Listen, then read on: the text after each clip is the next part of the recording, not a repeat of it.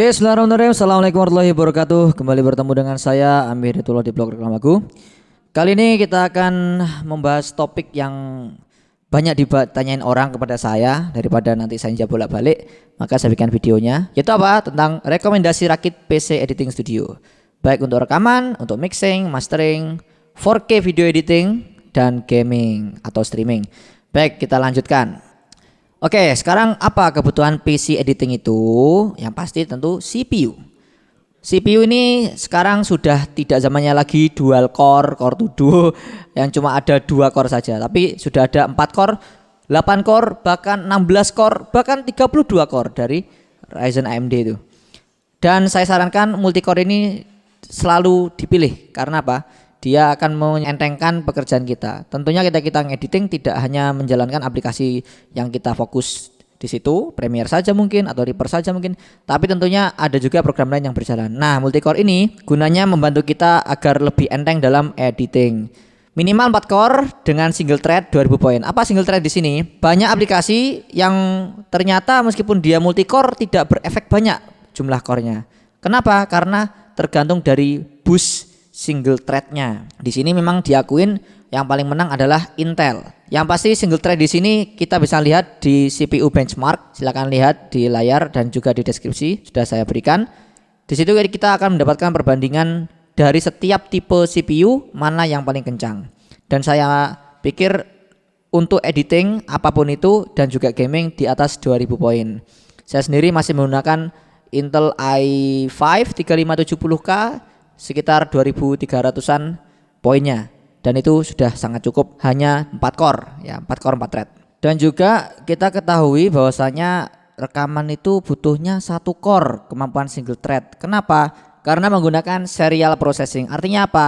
Ketika ada satu audio masuk ke dalam sound card lalu diproses oleh FX VST sekian banyak, itu tidak bisa menggunakan multicore bareng-bareng, tapi harus satu saja, dan dia juga harus fokus dengan urut, tidak bisa bekerja bareng-bareng. Beda dengan 3D rendering juga bisa menggunakan multicore, tapi untuk serial processing di audio itu harus menggunakan single thread. Maka patokannya kita menggunakan single thread yang ada di CPU benchmark ini. Selanjutnya untuk GPU atau VGA, pilih VRAM atau RAM-nya VGA yang memiliki 2 GB, dan itu sudah sangat cukup untuk editing dan gaming. Seperti 1050 dari Nvidia atau RX 480 atau bahkan yang lebih rendah R7, R9. Akan tetapi tentunya saya nanti memberikan rekomendasi yang terbaru semuanya agar kita mendapatkan performa yang maksimal ya, yang terbaru. Dan ini upgradable. Biasanya orang suka upgrade-nya itu VGA atau GPU ini. By the way, namanya bukan VGA lagi ya. Sekarang namanya GPU, Graphic Processor Unit. Kalau VGA udah nggak zaman lagi karena orang sekarang udah pakai HDMI, udah pakai DisplayPort.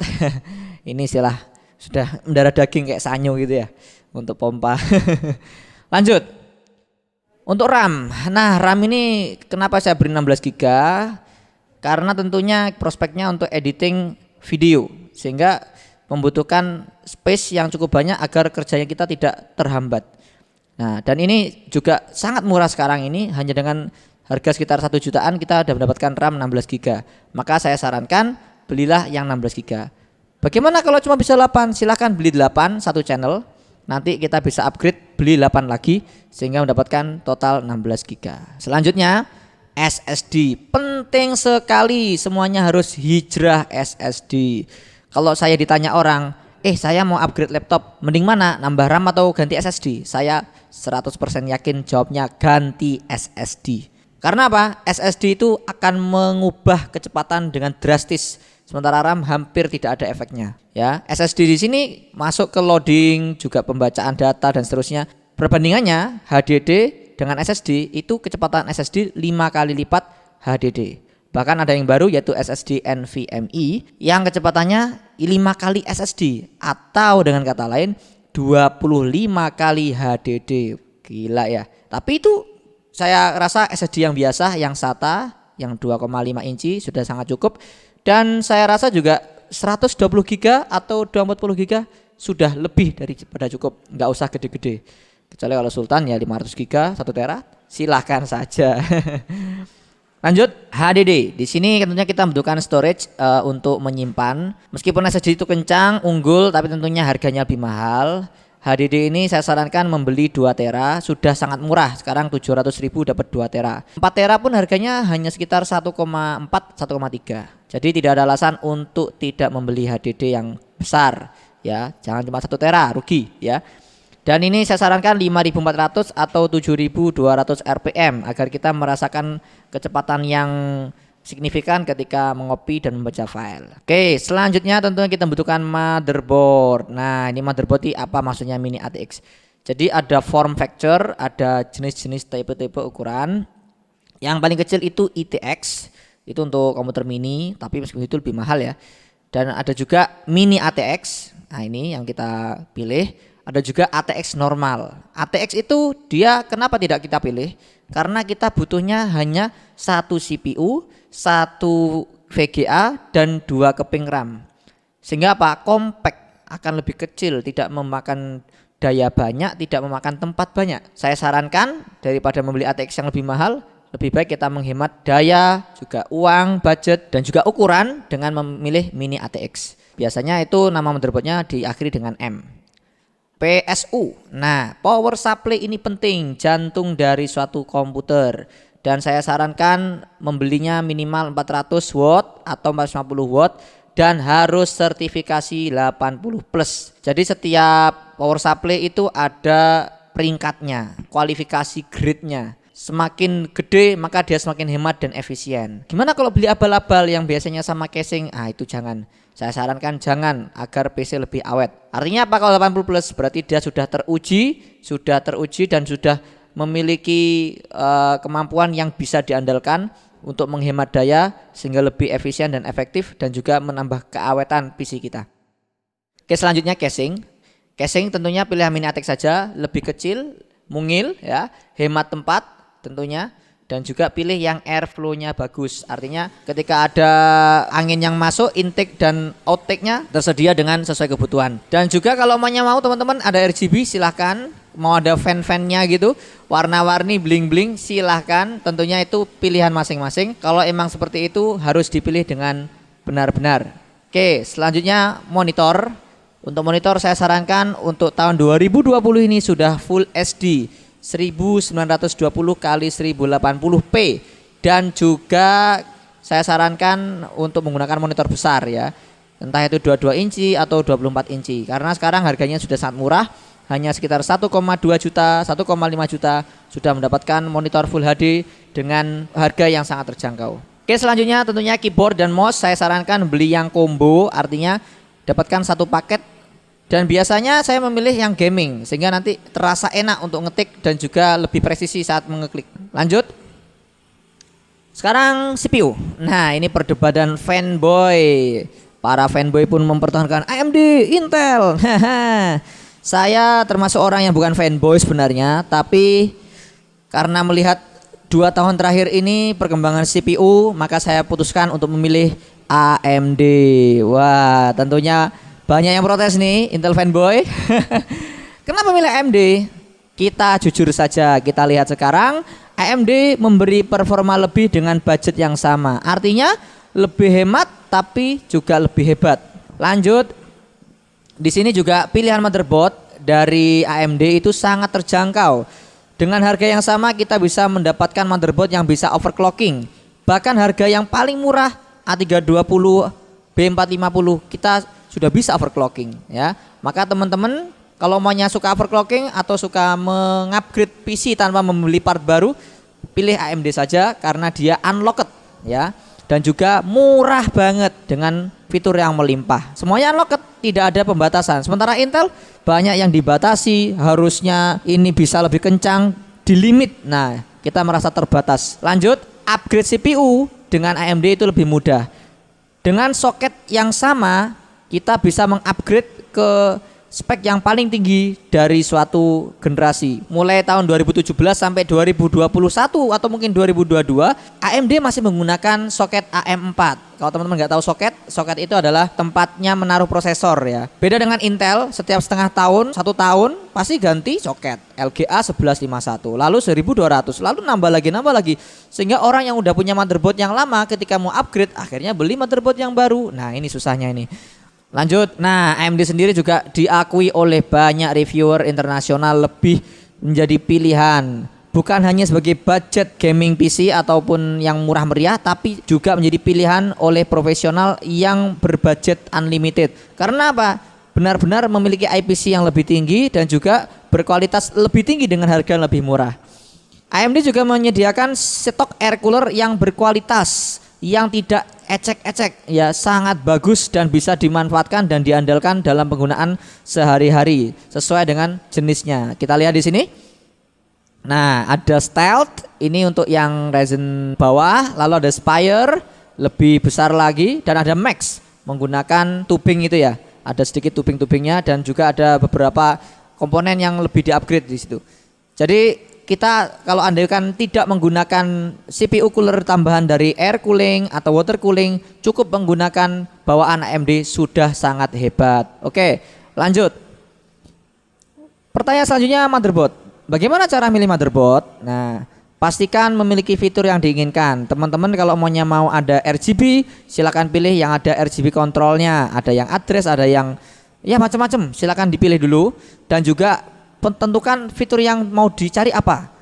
Mau ada USB 3-nya di front panel, atau mau ada Type-C-nya, atau ada Thunderbolt-nya, atau mungkin ada Wi-Fi internal, silahkan. Semuanya itu harus dipikirkan kalau teman-teman ingin mendapatkan fitur yang maksimal. Tapi untuk kali ini kita akan tidak terlalu menekan motherboard karena kita kebanyakan tidak membutuhkan itu.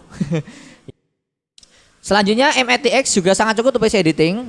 Tentunya tadi lebih hemat biaya dan tempat. Kalau ATX yang normal itu tentunya ada 2 PCIe slot. Artinya kita bisa menggunakan dual GPU. Ada 2 VGA yang bisa kita pasang. Nanti bisa pakai Crossfire sama-sama AMD atau SLI sama-sama punya Nvidia. Tapi itu pun ternyata banyak aplikasi yang belum mendukung dual GPU. Artinya apa? Tidak terlalu berpengaruh. Kita cukup menggunakan satu saja dan itu sudah lebih dari cukup. Teman-teman mungkin nanti daripada milih CPU yang mahal, saya sarankan pilih motherboardnya yang lebih bagus. Artinya yang punya VRM. Tentunya untuk itu teman-teman perlu menonton review. Biasanya banyak ya channel YouTube, ada Hardware Unbox, ada Gamer Nexus, ada Linus. Yang diukur adalah VRM. Apakah VRM-nya bagus untuk CPU yang kita inginkan? Kalau yang bagus biasanya seperti MSI, ada Tomahawk, Taichi dari ASRock, Godlike kalau ada uang, dan seterusnya. Itu silakan di review dan juga di riset sendiri. Tapi yang pasti saya sarankan kalau ingin bisa di-upgrade di masa yang mendatang, pilih motherboard yang benar-benar bagus dari sejak awal membeli. Baik, lanjutnya. Di situ kita membahas tentang RAM. Nah, kenapa 16 GB? Baik, 8 GB itu kurang disarankan. Kenapa? Karena nanti ketika kita rekaman ataupun editing video akan membutuhkan RAM yang besar. Saya rata-rata ketika rekaman menggunakan 10 GB RAM. Nah, pertanyaannya kalau umumnya 10 GB RAM, gimana kalau kita hanya memiliki 8 GB? Tentunya akan sangat menyusahkan sekali. Maka dari itu 8 GB tidak disarankan. Tapi kalau teman-teman hanya ada budget segitu, beli satu keping saja. Nanti beli lagi satu yang sama, bisa dijadikan dual kit. Seperti itu. Selanjutnya 16 GB ini kenapa kita butuhkan? Tadinya untuk tentu untuk recording dan juga editing video 4K sudah lancar. Walaupun teman-teman nanti ada budget lagi, silahkan di-upgrade ke atasnya 32 GB. Nah, ini 32 GB untuk editing video 8K. Meskipun saya yakin masih jarang sekali orang yang punya kamera 4K atau 8K. Oke, selanjutnya kecepatan minimal untuk AMD ini kita gunakan yang 2666 MHz minimal, tapi saya minta lebih tinggi lagi lah. Bisa 3000 atau 3200. Saya pribadi memilih 3200 karena itu udah perfect place ya, tengah-tengah gitu. Karena AMD itu suka yang kencang. Iya, dia lebih suka yang kencang. Semakin kencang akan semakin performanya akan semakin meningkat, melonjak gitu. Jadi teman-teman kalau hanya ada budget bahkan silakan bisa beli sampai 4000 mHz. Ada itu bahkan disupport oleh AMD secara resmi dengan motherboardnya. Selanjutnya gunakan dual kit. Jangan menggunakan single kit artinya satu keping RAM saja. Jangan, tapi gunakanlah dual kit. Arti dual kit di sini yaitu dua keping. Jadi kalau menggunakan 16, 8 tambah 8. Kalau 32, 16 tambah 16. Kalau teman-teman pakai ATX yang full bisa juga 888832 atau 4444 16. Oke, selanjutnya kita bahas power supply. Gimana cara milihnya? Power supply ini tidak ngasal, milihnya menggunakan PSU kalkulator. Silahkan diklik di deskripsi di bawah dan di layar saya taruh juga. Dia akan menunjukkan langsung kebutuhan PSU kita dan juga kebutuhan UPS. Nah, PSU itu yang di dalam komputer, sementara UPS itu yang di luar, yang gunanya memberi kita power ketika mati listrik, yang sering bunyi tit tit. Nah itu nanti milihnya menggunakan PSU kalkulator, jangan ngasal milih ya. Oke, selanjutnya harus bersertifikat 80 plus. Nah tadi udah saya bahas, yang penting jangan asal yang kacangan, yang dapat dari bonus casing, bonus PSU. Disarankan juga baru, jangan yang bekas. Kalau bekas kita nggak tahu performanya masih bagus apa enggak. Ya ini memang untung-untungan sih kalau teman-teman mau gambling ya, mau uji-uji nyali, uji coba, kira-kira undian ini dapat bagus nggak bekas nih, silahkan. Tapi saya sarankan agar untuk prospek kedepannya bagus, beli yang baru saja. Oke, selanjutnya kita bahas ke casing komputer. Nah casing itu kayak apa sih milihnya? Tentu pilih yang tadi saya omongkan, airflow-nya bagus, angin masuk itu ada lubangnya enggak, terus kebutuhan fan kita nanti dipasang berapa, mau diarahkan ke kemana anginnya, dari depan ke belakang atau dari atas ke bawah atau semuanya keluar, terserah ya. Saya sediakan video di bawah perbandingan mana suhu yang paling bagus dengan setup airflow yang bermacam-macam. Oke, selanjutnya sesuaikan dengan budget kipas atau cooler. Nah mungkin teman-teman ada yang mau beli water cooler. Nah itu ada banyak pilihan, ada 120 cm, 240 cm, 360 cm atau juga yang 14 cm. Itu harus dipikirkan karena nanti ternyata kita beli 360 cm dengan 3 kipas, ternyata tempat yang ada di casing hanya 2 kipas. Nah gimana masangnya? Nggak bisa. Nah itu perlu dipikirkan. Selanjutnya pertambangan juga fan casing tambahan. Seringkali ketika kita membeli casing ada yang biasa saja tapi mahal. Kenapa? Karena ada fan bawaan. Fan ini bisanya RGB, ada yang enggak RGB. Tapi yang pasti teman-teman harus pikirkan kalau mau pakai fan casing tambahan berapa harganya, lalu mau RGB apa enggak, lalu mau ditaruh di mana saja, lalu tempatnya nanti tabrakan enggak sama water cooler. Ya, gitulah, perlu survei dikit-dikit.